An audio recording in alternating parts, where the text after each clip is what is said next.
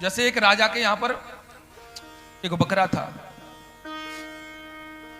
राजा ने पूरे अपने प्रजा में ढिंढोरा पिटवा दिया कि इस बकरे का जो पेट भरेगा उसको मैं आधा राज्य दे दूंगा। अब आधा राज्य के लिए, पैसे के लिए तो लोग प्रयास करते ही हैं।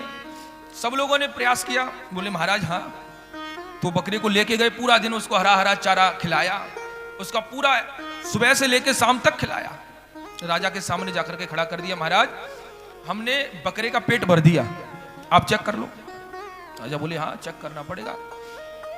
और महाराज बकरे के सामने जो है हरा हरा चारा मंगवाया, और जैसे ही हरा हरा चारा मंगवाया बकरे के सामने डाला, बकरे ने खाना शुरू कर दिया।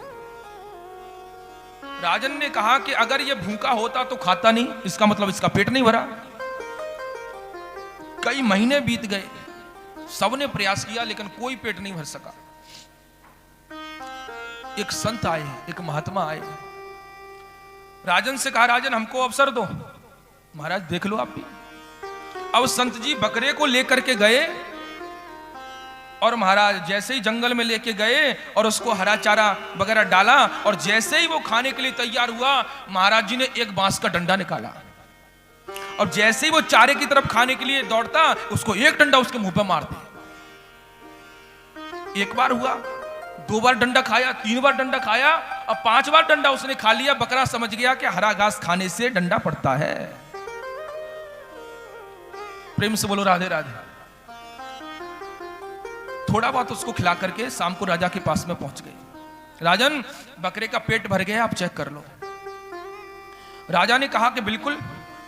हरी हरी घास मंगवाई, और महाराज बकरे के सामने घास रखी। बकरा ने पहले तो संत जी को देखा और उनके हाथ में डंडे को देखा।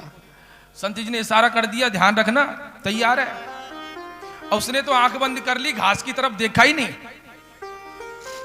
और महाराज राजा एकदम जो है संशय में पड़ गया, ऐसे कैसे हो सकता है, इसका पेट खाली दिख रहा है, घास खा नहीं रहा है। संत जी ने कहा कितना भी प्रयास कर लो ये खाने वाला नहीं है।